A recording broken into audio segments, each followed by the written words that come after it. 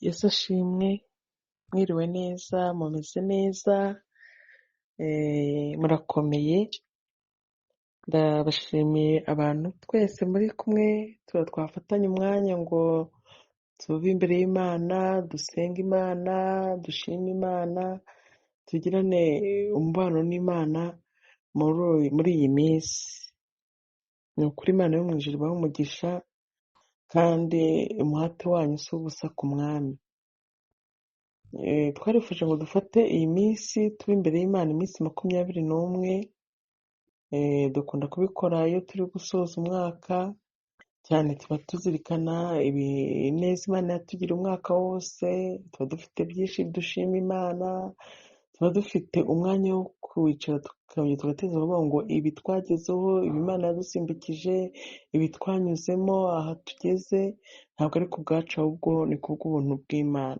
Bikadutera rero kumva tugomba gufata igihe tukazirikana iyo neza y'Imana umwaka wose tuba tumaze. Hanyuma kandi buba ari uburyo bwiza bwo kugira ngo twongere kuko twabonye Imana igenda ibana natwe imyaka yagiye itambuka. Tuvuga ngo n'uyu mwaka ugiye kuza tugafata yo kumva ko tugomba kuwuragiza Imana, tukawereka Imana, Imana ikazagendera natwe, tukagira ibyo tuyisabamo, tukagira ibyo tuyingingamo, hanyuma tukizera kandi tukiringira Imana dusabye ko n'undi izakomeza ikagendera natwe nk'uko yabanye natwe n'undi mu myaka yaratambutse. Rero dushimiye Imana kandi dushimye buri umwe wese wagize iri shyaka, akagira inyota, akagira ukwigomwa kugira ngo tubane muri iyi minsi. Iminsi yo gusenga mwuka byanwe ni ukuri irakomera, biba bisaba nyine kwiyemeza, bisaba kwigomwa, bisaba kwishyiramo imbaraga. Ntabwo byoroshye. Ibintu Satani arwanya no gusenga, ibintu umubiri wanga ni ugusenga, kuko uba wumva bigusaba ibintu by'imbaraga. Mbese iyo uvuze gusenga haboneka ibisitaza, hakaboneka bya kidobya, hakaboneka ibintu byinshi bikubuza kuyajyamo. Rero iyo urwanya intambara nziza ukabona rwose urabishoboye, ni ukuri Imana yo mu ijuru ijya iguha umugisha. Gusenga ni ibintu by'ubutwari, ntabwo ari ibintu byoroshye. Imana yo mu ijuru rero iduha n'umugisha kandi izadushoboza. Turashimira Imana ko umunsi wa mbere urenda kugera ku musozo, kandi Imana yabanye natwe, abari bari mu kazi, abari bari mu rugo, abari bari muri gahunda zisanzwe z'ubuzima. Ni ukuri Imana yabanye natwe, ntihabwe icyubahiro. Twari twifuje ngo iki cyumweru tukigire icyumweru dufite icyifuzo nyamukuru kiri imbere cyo kwinginga Imana ikavugurura ubusabane bwacu nayo.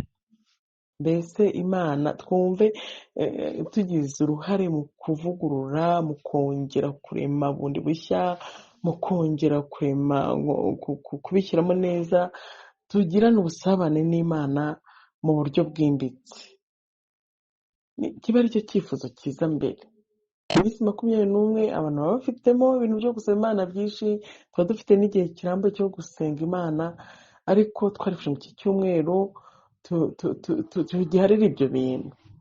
Tuzagira umwanya wo gusengera ibyifuzo, tuzagira umwanya wo gusenga ku bindi bintu bitandukanye, ariko iki cyumweru amasengesho yacu avize cyane uburyo bwiza bwo gusabana n'Imana, tureme atmosfere nziza hagati yacu n'Imana, tureme ibihe bidasanzwe yacu n'Imana, tubane n'Imana mu buryo bwiza cyane, kuko bizaduha umurongo mwiza wo kumenya gusabiramo. Tumenye turasaba nde, turasabira he, turasaba iki.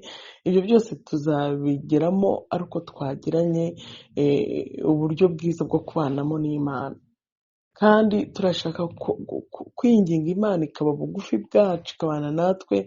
Ntibyitwa ko turi gusaba Imana tumeze nk'abasaba Imana iri kure, ko kuri twumva ko iri hejuru natwe tukaba hasi. Turifuza guhamagara kurema ikirere cyiza cyo kumva Imana turi bugufi, cyo kumva Imana yicaranye natwe aho twicaye, cyo kumva Imana yatwegereye, hanyuma biduha uburyo bwiza bwo kwiganiriza, bwo kuganira nayo, bwo gusabana nayo, nyine twumva turi bugufi. Rero turifuza ngo iki cyumweru kibe icyumweru kidasanzwe ku buzima bwawe bwo kubanamo n'Imana, kibe icyumweru kidasanzwe cy'imbaraga, cy'ububyutse, cy'umuriro w'ikibatsi mu mutima wo kumva uri kumwe n'Imana yawe. Nifuje rero ngo tubijyanemo muri ubwo buryo, kandi Imana izadushyigikira, Imana izatwumva. Kabagaye keza ko gukereya ubwiza bw'Imana mu rugo rwawe, ubwiza bw'Imana mu kazi, ubwiza bw'Imana aho uri, nyine wumva Imana iri bugufi, tuyivane hariya kure tuyirebera, tuyizane mu bugufi bwacu. Bizemere rero ku muhate wawe, ku kwigomwa kwawe, rwose Imana izatwumva. Imana ishimwe kandi Imana ihabwe icyubahiro. Hanyuma uyu munsi wa mbere twari twawugize umunsi wo kwiboneza, wo kwitunganya, wo kwirunguruka, wo kwirebamo, wo kureba ahacu hatameze neza, wo kureba twebwe turi bande, tumeze gute, duhagaze gute. Ni umunsi twabaye imbere y'Imana umuntu yireba. Bimeze nko gufata miruwari, ukirebamo, ukareba amaso ukwazo, ukareba mu gituza ukwasa, ukareba, ukireba, ukamenya hasa nabi, ukamenya hasa neza, mbese wowe wirebe wimenye. Ni uburyo bwiza twabayemo imbere y'Imana, dusaba Imana ngo imurike ahatabona. Umuririmbyi 38 turamukunda uvuga ngo Mana ndondora umenye ibyo nkora, ibyo ntekereza, Mana ndondora, Mana ndondora. Nicyo twari dusaba Imana. Hanyuma umurike, ufate itoroshi yawe umurike. Hari ukuntu umuntu ahagarara akajya ntiyimenye, ni ukuri ntiyimenye, ntumenye ibibi, ntumenye ibyiza, ukabara uhagaze ahantu hameze gutyo. Ariko uyu munsi ninginga Imana ngo Mana ndondora umenye, umurika ahantu hatabona. Niyo murabizi ko iryo jambo twasengeyemo kandi tukiri gusengeramo ryo muri Zaburi 139 umurongo wa 23. Uvuga ngo Mana ndondora umenye umutima wanjye, umutima wanjye umenye neza. Hari igihe nishoka nkavuga ngo meze gutya, bimeze neza, aha ni heza, ariko hari ukuntu Imana izana itoroshi yayo ikamurika, ukareba ububi, ukareba ubusembwa, ukimenya, ukamenya uwo uri we. Ndondora umenye umutima wanjye, mvugutira umenye ibyo ntekereza, umenye niba Mana ese ntekereza neza, ntekereza nabi, ese ibintekereza biri mu murongo wawe, biranejeje, bifite umumaro, bifite uburyo bwiza, birakubahisha. Imana imurike, tumenye abari bo. Urebe yuko hariho inzira y'ibibi ndimo, Mana umenye, ese ibi nkora ni mu nzira nziza, ese ibi ntekereza biri mu nzira nziza, ese uburyo mbayeho ni mu nzira nziza. Hari igihe twebwe twishuka, hari igihe ibihe bidushuka, hari igihe twirengagiza, twiyobagiza, ariko turi mu gihe cyo kubwiza Imana ukuri, Imana murika, ndondora umenye, menyesha. Imana ikumenyesha ibyiza, ikumenyesha iby'ukuri, ikumenyesha iby'umumaro ku buzima bwawe, mu bitekerezo byawe, mu migambi yawe. Hanyuma ushorere mu nzira y'iteka ryose. Iyo ni Zaburi turi gusengeramo. Ni nka miruwari, ndondora umenye umutima wanjye. Mana ni wowe uwuzi, ni wowe wabasha kumenya ibirimo, ni wowe wabasha kumenya ibyiza, ni wowe wabasha kumenya ibibi. Turi mu gihe cyo kugira ngo mu munsi mwiza wo kwimenya, wo kwirondora. Ntabwo dukeneye umuntu wo ku ruhande uza kuturondora, oya. Ni ukuri njyewe ndinde, ese ibintekereza bifite uwuhe mumaro, ese uyu mwanya mpagaze munezeza Imana, ese ibikorwa byanjye Imana nibishyira ku munzani yampa amanota angahe. Turi mu gahe keza ko kubwira Imana ngo Mana turi imbere yawe rwose, tuje uko turi n'ikandi kanaka. Ntabwo dukeneye uturondora, ntabwo dukeneye utubwira ngo nyamara ngana iki, ntabwo dukeneye utubwira ngo nyamara ngo bino sibyo. Ahubwo dukeneye ko Imana izana itoroshi ikakureba, ikakubwira nawe ukisobanukirwa. Kwiboneza imbere y'Imana. Imana niduhana umugisha. Ni uburyo bwiza, ni ukuri, ntubifate bya gutyo. hari igihe iyo umuntu amaze igihe atireba, hari igihe wandura, wagenda mu muhanda imodoka igutera ibyatsi, aho wanyuze mu muhanda, ariko iyo ugeze mu rugo hari ukuntu ubona ugahita ubona urasa nabi, ugafata igihe cyo gukaraba, ugafata igihe cyo kwiboneza, ugafata igihe cyo kwisiga utuvuta, ugafata igihe cyo kwishyira agapuderi, ukumva urongera urakeye ubaye mushya. uyu munsi rero natwe turi mu gihe cyo kwikesha, cyo kwiha umurongo, cyo kwisuzuma, cyo gushyira ku munzani ibyanjye n'ibyo nkora n'ibyo ntekereza, cyo kumenya by'ukuri uburyo Imana ibibona, uburyo Imana urabivugaho iki, uramvugaho iki mu mikorere yanjye, uramvugaho iki mu mivugire yanjye, uramvugaho iki mu mitekerereze yanjye. Nicyo ndi gusaba Imana. Imana nitugirire neza. Nahoze ndi gusoma inkuru zo muri Luka ibice 19 ku nkuru za Zakayo. Muramwibuka Zakayo, wa mugabo mugufiya, ngo umusoresha w'ikoro. Imana nitugirire neza. Ukuntu yamenye amakuru ya Yesu, yarangiza akagira umutima mwiza wo kuvuga ati reka nanjye njye kureba uwo mugabo abantu birwa bashaka, abantu birwa bareba. Bibiliya yanjye ikambwira ngo Zakayo yabagaho asoresha, abo asoreshe menshi, abaciye ruswa, abarenganyije, akabikora nyine azi ngo nakazi akora, yumva ntacyo yiroporosha, yumva ntacyo yirega. Ariko umunsi yagambira kuvuga ngo reka njye kureba Yesu. Imana nitugirire neza. Uwo munsi yagambiriye kuvuga ngo njye kureba Yesu, nibwo yamenye ko ari na mugufi. Kuko ngo yabonye ari mugufi, abona ntibasha kumara ko Yesu abantu bari bamwuzeho wegira inama yo kujya kurira igiti. Nibwo yamenye ko ari mugufi. Ubundi menya yari afite ibikabi byo kumva ko ari umuyobozi, ko ari umuntu ufite akazi, ko ari umuntu aho ngaho, ariko atazi ubusembwa afite.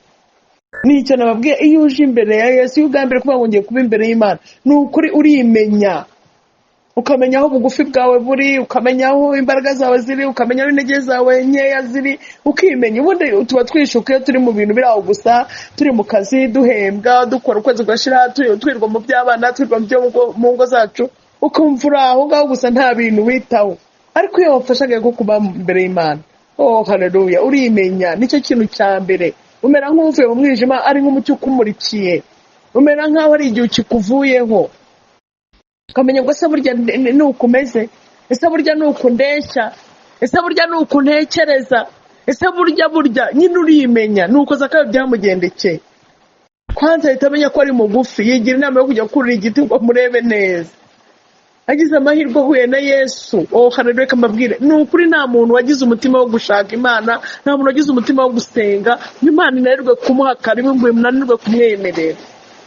Imana nitugirire neza. Ntawe uwo muntu nigeze abaho wagize umutima wo gushaka Imana ngo umusubize inyuma. Nta muntu wagize umutima wo gushaka Imana ngo imwirengagize. Nta muntu wagize umutima wo gushaka Imana ngo imubwire ngo uno munsi simboneka. Iyo ugize umutima wo gushaka Imana, Imana murahura, Imana iguha karibu, Imana irakwemerera, Imana irakwakira. Imana ni ishimwe.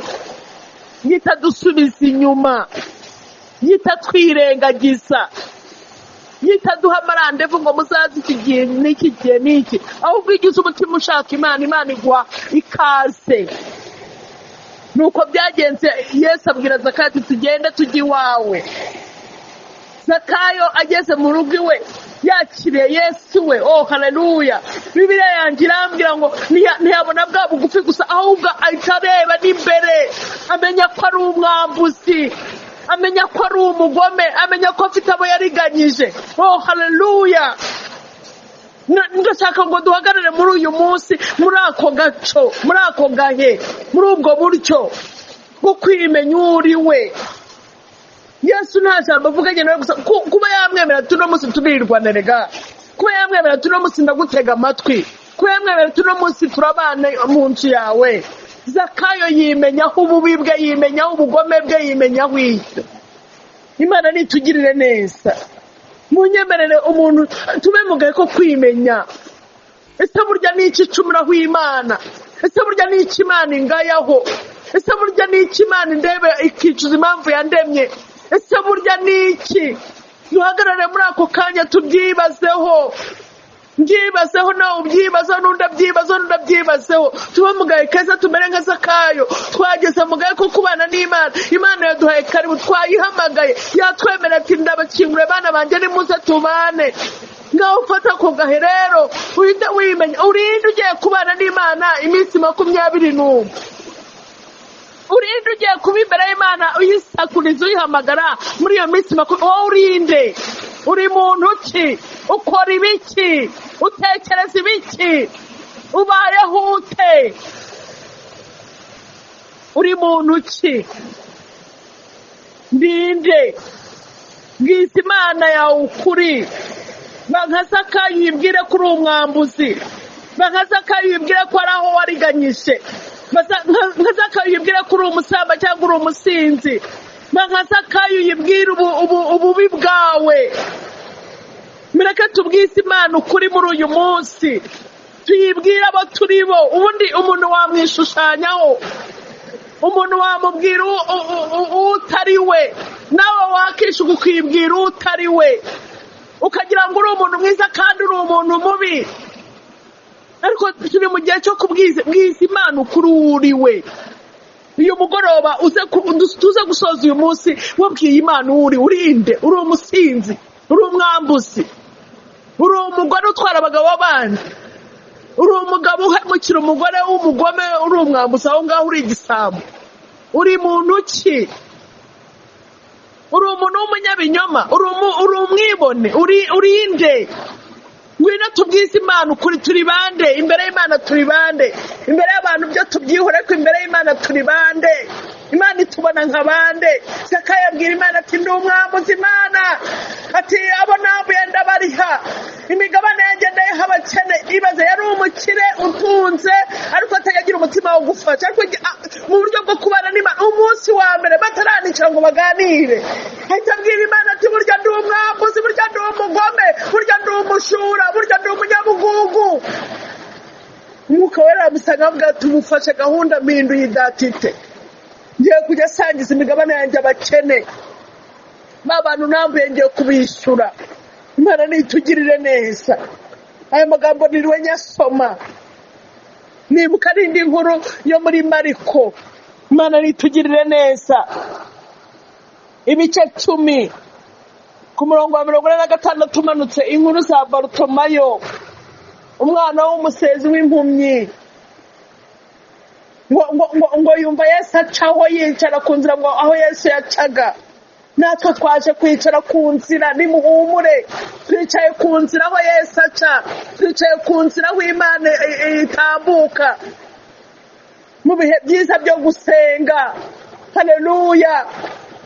Ni inzira nziza tuba twicayeho, itandukanye n'andi ku muhanda twirirwa, itandukanye n'andi ku muhanda tujya kureba imipira, itandukanye n'andi ku muhanda tujya mu birori runaka, mu makwe. Turi ku nzira nziza inyurwaho n'Imana. Imana iguha umugisha ko wafashe umwanzuro wo kuza kuri iyo nzira. Bibiliya ngira ngo ahicaye Barutimayo ngo amenye ko Yesu atambutse. Haleluya! Hari ahantu uba ukamenya ko hari ubundi buzima, hari ahantu uba ukongera ugatekereza bushyashya, hari ahantu uba ukongera ukagira ubundi bumenyi, hari ahantu uba ukongera ukagira andi mayerekwa, hari ahantu uba ukongera ukagira undi munezero. Aho ni ahandi, ni mu bihe byiza byo gusenga. Hari ahantu uba ukagira ibindi byiringiro, hari ahantu uba ukagira ibindi bitekerezo. Aho ni ahandi, ni mu bihe byiza byo gusenga. Oh, haleluya! Mu bihe byiza byo gusenga, bya bindi bitwemeza ko Imana idusubiza, bya bindi bidutarura mu mpagarara, bya bindi bituremamo ibyiringiro bishya, bya bindi bituha andi maso, bya bindi biduha izindi mbaraga, bya bindi biduha ubundi bwenge bwo kubasha guca muri ibi bihe. Hari ahantu uba akaguha andi mahishukirwa, hari ahantu heza uba mu bihe byiza byo gusenga. Ni inzira nziza Imana inyuraho, ni inzira nziza wavuganiraho n'Imana. Imana itugire neza ngo Barutolomayo amenye ko Yesu ahanyuze ngo baratabaza ati Imana babarira Yesu mwene Dawidi ntabara nanjye wangoraho nanjye wangirira neza nanjye wanyibuka. Yari afite aho guhamagarira, sinzi aho uhamagarira hariho. Nimuze tujya mu bihe byiza byo gusenga niho bahamagarira Imana. Mu bihe byiza byo gusenga niho batakira babwira Imana amaganya. Mu bihe byiza byo gusenga niho babwira Imana imiruho. Mu bihe byiza byo gusenga niho babwira Imana ibibazo by'ingo. Mu bihe byiza byo gusenga niho babwira Imana ibibazo byo mu kazi. Mu bihe byiza byo gusenga niho babwira Imana ibibazo byo mu mashuri. Muze tujya mu bihe byiza byo gusenga, ibihe byiza byo kuganira n'Imana, tuyibwire ibitugoye n'ibituruhije, tuyibwire amaganya yacu. Umuririmbyi wa 50 niko avuga ngo nimuze musangano hatari ibintu n'abantu, twihererane mumbwire ibibagoye nanjye mbabwire. Mu bihe byiza byo gusenga niho tuganira n'Imana tukamenya amakuru y'ubuzima bwacu bw'ejo hazaza. Imana ibaho umugisha muze tujye mu bihe byiza byo gusenga. Barutolomayo ngo yicaye kuri iyo nzira amenya ko Yesu ahise. Iyo uhicaye umenya icyo Imana ivuga mu bihe byiza byo gusenga. Iyo uhicaye umenya icyo Imana igambira ku rugo rwawe mu bihe byiza byo gusenga. Iyo uhicaye umenya ejo hazaza uko uzitwara mu bihe byiza byo gusenga. Niho tumenyera amakuru y'ubuzima, ntabwo ari kuri interinete, ntabwo ari ku YouTube, ntabwo ari ahandi handi tujya twibwira, ahubwo mu bihe byiza byo gusenga niho tumenyera amakuru y'impamo. Amenya ko Yesu ahise kandi afite amakuru ko Yesu ari we ukiza, ari utabara. Ngo arangije arahamagara aratabaza. Abatazi ibyo arimo ati uriya ni ukurindagira. Abatazi barimo ati mwabuze icyo mukora, ati igihe mwasengeye se ubundi Imana yumvise. Abatazi muze tujyaho abantu nyine batamenya. Haleluya. Data muze tujye mu bihe byiza byo gusenga, aho tuba hagacanganyikisha abantu ibyo birirwamo ntabwo babimenya ko batahari. Ibyo basenga bimenywa n'abasenga bagenzi babo. Imana nitugirire neza. Abazi ko ari ukurindagira nuko batabibamo, abazi ko nta mumaro bifite nuko batabikora, abazi ko ntacyo bigezaho umuntu nuko batigeze babibamo. Twebwe dufite amakuru mu bihe byiza byo gusenga, mu bihe byiza byo gusenga, mu bihe byiza byo gusenga twagiye twumviramo Imana kandi twagiye tubona Imana idutabara. Imana nitugirire neza. Twagiye tumenya ko Imana ikora, igakora ibiruta ibyo abantu batekereza n'ibyo bibwira. Nta handi twavanye amakuru ni mu bihe byiza byo gusenga. Nta handi twavanye amakuru ni mu bihe byiza byo gusenga. Muze tujye mu bihe byiza byo gusenga. Nta handi twavanye amakuru y'ukuntu umuntu yambara neza agacya. Nta handi twavanye amakuru y'ukuntu umuntu ateka neza akarya. Nta handi twavanye amakuru y'ukuntu umuntu yubaka urugo rukaba rwiza. Ni mu bihe byiza byo gusenga. Nta handi twavanye amakuru y'uko umuntu ashobora gukora bizinesi nikajya. Ni mu bihe byiza byo gusenga. Muze tujye mu bihe byiza byo gusenga. Hari amakuru tutakura ahandi hantu. Oh haleluya. Barutolomayo amenya ngo ko Yesu akiza, haravuga ati reka nanjye ntabazi uyu mugabo yangirira neza yankoraho. Ngo arahamagara abamucishikesha ariko ntiyabumvira, arahamagara abamuca intege ngo amasengesho y'iminsi 21 se muzayashobora. Aya masengesho atera ibifu, abo ni abaguca intege. Tuzabishobora kubera Imana. Imana nitugirire neza, Imana niturengere. Ngo Yesu aramwumva ahamagara, yarari ku nzira ahamagara aho Yesu anyura. Ntabwo Imana ntiyigeze yirengagiza na rimwe umuntu usenga. Umuririmbyi avuga ngo ndetse n'umwana muto uzi gusenga ntabwo azagira ubwoba, azafashwa no gusenga. Nta nzobere mu gusenga, nta experience, ahubwo n'umwana muto uzi gusenga. Nta sengesho ry'inyagira ribaho. Oh haleluya. Bibiliya yanjye nimubimenye, ntabwo Imana irengagiza umuntu usenga. Ntabwo Imana irengagiza umuntu usenga uburyo waba usengamo, uko waba usenga. Ntabwo Imana irengagiza umuntu usenga. Muze, nta muhanga wabyo, nta teoro, nta universite babyigamo. nta dini ribirusha ibindi. Muze mu bihe byiza byo gusenga, maze Imana iramwumvira amubwira ati ngwino ahantu ushaka gutsindagira. Barutolomayo ngo atambutse asanze Yesu, nta wamubwiye ngo ambura ugiye gusanga umwami. Reka n'abari bamugaragiye bamushekeshaga ntabwo bigeze babona ububi bwe, ariko we akubitanye n'umucyo wa Kristo. Oh haleluya! ngo amenye ko yambaye urukote rubi. Kandi bamwe bagenderaga na Yesu, abigishwa ba Yesu ntabwo bigeze babibona ngo bambwire ati vana mu rugo rukote tugiye guhura n'umwami wacu. Reka da! Ariko we umucyo wa Kristo umurasiye. Oh haleluya! ngo amenya ko yambaye urukote rubi, amenya ko yambaye umwambaro udakwiye, amenya ko adashyitse, amenya. Ntabwo ari ngombwa ko abantu bo ku ruhande bamenya ibya wowe uri iyi si. Ko pastor atabibonye se, ko mwana zisenga atabibonye se, ko ngesesho batabibonye. Oya, wirindagirira muri ubwo buswa n'ubupfapfa. Wowe uri iyi si, ahubwo imenya ububi, kuko umucyo wa Kristo wakurasiye. Imana nitugirire neza. Amenye ko yambaye urukote rubi, birambwa ngo ati kota rivanamo.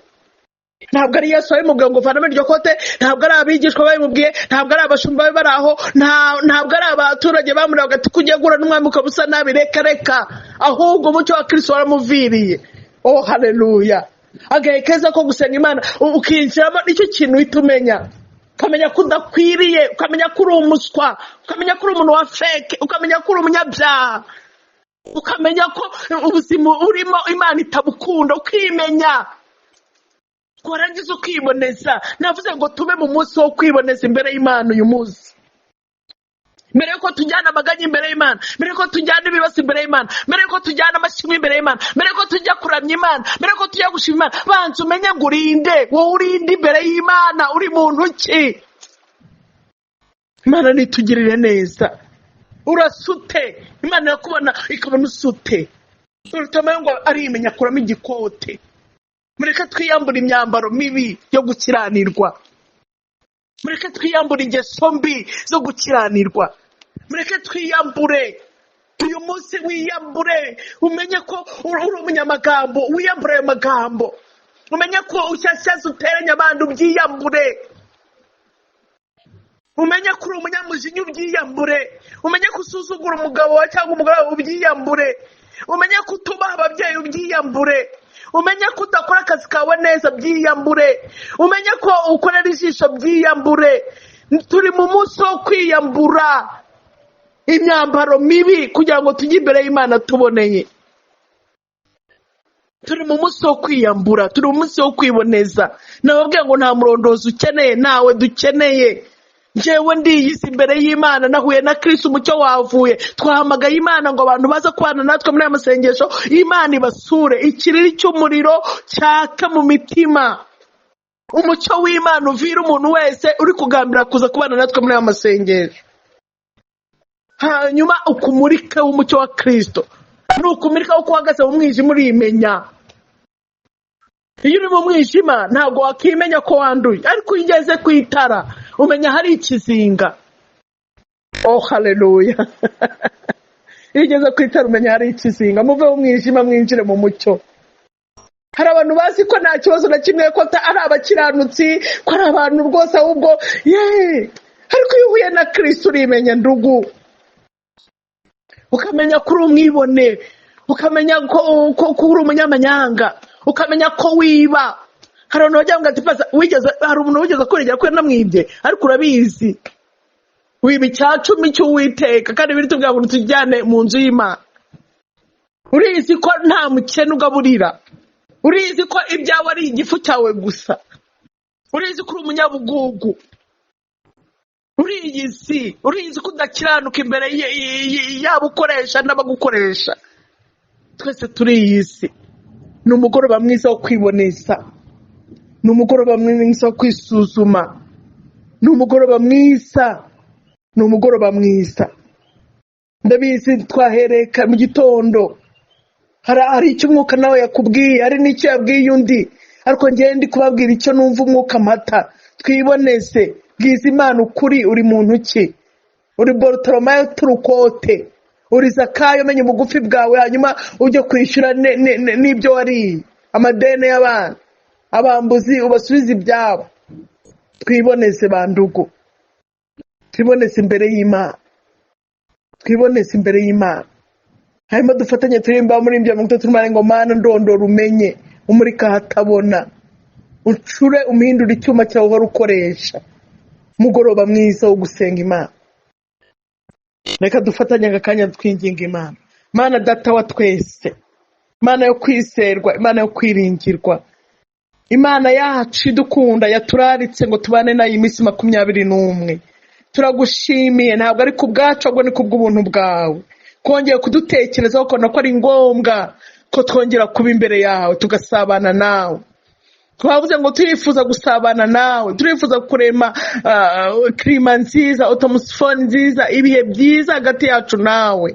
Mana tugukeneye ngo ube bugufi bwacu, tugukeneye ngo tukumve turyamye, tugukeneye ngo tumve tugenda, tugukeneye hafi yacu Mwami. Mu izina rya Yesu twemerera iyi minsi ubane natwe Papa, twemerera iyi minsi ube bugufi bwacu, twemerera iyi minsi ube ari kudushoboza. Mu izina rya Yesu. Ni iminsi igora abagenzi, ni iminsi igora abakristo, iminsi yo kwiyiriza ubusa, iminsi yo kwigomwa, iminsi yo kugira ibyo turekura tugatanga kuri bagenzi bacu, iminsi yo gukoreramo imirimo myiza myinshi yibuka imbere y'Imana, iminsi yo kuba imbere yawe mu buryo budasanzwe.